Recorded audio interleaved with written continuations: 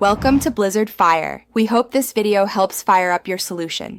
You start inside server settings as an admin, open roles, and locate any role with use text-to-speech permission enabled. You need to change permissions for those roles directly, so pick the highest priority role that applies to most members first. Once done, review any custom roles and temporary roles created by bots.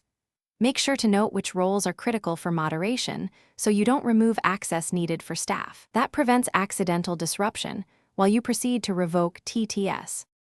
Now edit channel-level permissions or role permissions to deny use text-to-speech explicitly.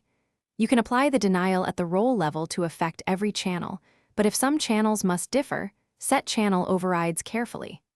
Once you deny TTS, save and then test by sending a TTS message from a test account or asking a trusted member to try. Confirm the message is not read aloud. If a bot still speaks, check the bot's own permissions and adjust its role similarly.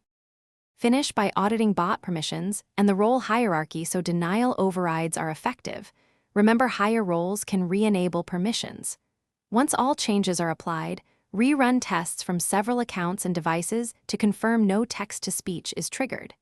If you still hear speech, reset the problematic roles permissions and reapply the deny, then restart any voice bots or services. If issues continue, use the test account to isolate whether a specific bot or channel override is the culprit and correct it accordingly. Thanks for watching. If you found this helpful, don't forget to like and subscribe.